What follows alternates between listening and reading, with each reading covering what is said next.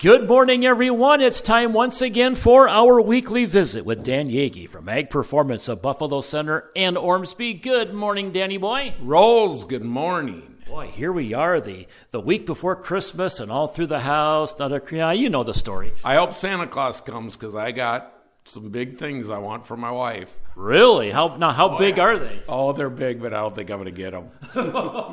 You can dream on, my friend, right? No, have you ever seen these Rain 360s, the brand new irrigation systems go through the field? I have. They only cost $150,000, $200,000, but I know it's not going to happen, but it would be awesome to put on a piece of ground. Tune in next week and we'll find out if Dan, no, just kidding. Well, our topic of discussion here this week is nutrients in part 2. We talked about macronutrients last week in part 1. Now we're talking micronutrients this week here in part 2. And when we talk micronutrients, Dan, what are we talking about? They're the nutrients that we need small amounts on throughout the season. And they're the nutrients such as boron, zinc, Mn, copper. There's a few more, but I don't want to get into everything. But they're the ones in the small amounts. Last week we talked about the macronutrients.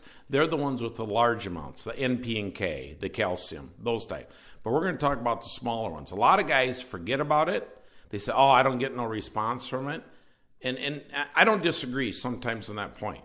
But what you got to do is tissue samples. And it's later season, a lot of it done, not early. You can't take a tissue when it's real wet.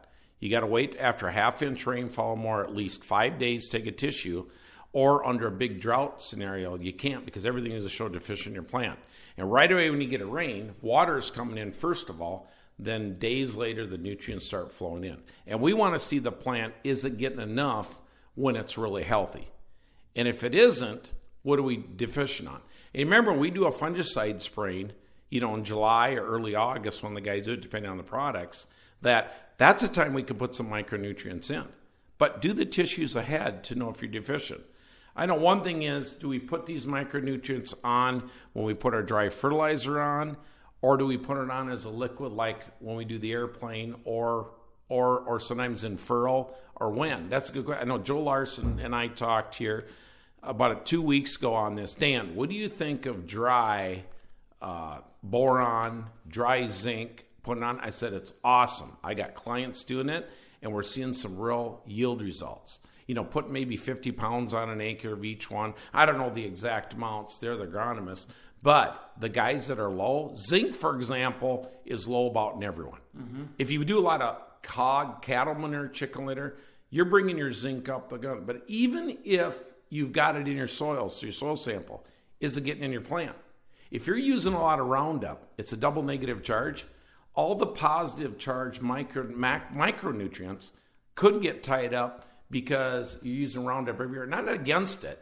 I'm just saying it causes that. That's why Mn and zinc you hear deficient and use a lot of Roundup.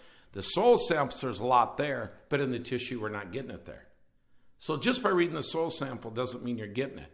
You have to do tissues and understand when it's growing healthy and looks awesome. That's when you take tissues. And what are we deficient on? We can really help you. I do believe if you're deficient, these macronutrients do work. But just throwing something on because it's got an NP and K on it, a whole mixture, and I need only one of the two, I think you need to buy those micronutrients separately and then put them on. The next question is when are they really needed in the plant? So there's a lot of variables here, but you work with a good agronomist. Play with some with and without an area you know you need it. What kind of response you get? And the expectation to me is 5 to 7 bushel on each micronutrient. I don't think it's ever going to be more than that. But if it costs me $3 to get a 5 bushel increase of $5 corn, that's $25 for $3.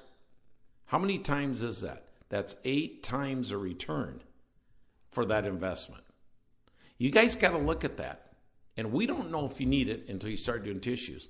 The thing is, from year to year too, that soil, that farm usually stays the same on the same deficiencies and that it has from year to year. It doesn't really change until you start putting it on with your fertilizer and building up those numbers. Is it affordable or not too? All right, if anyone has any questions or comments about anything you and I talk about on a weekly basis here, Dan, how they get a hold of you? Call us at Ag Performance at 641-562-2370. 641-562-2370. It's easy. Too easy, right? Right. Dan, have a great week. We'll talk again next week. Thanks, Rice. All right, visiting with Dan Yagi from Ag Performance of Buffalo Center in Ormsby.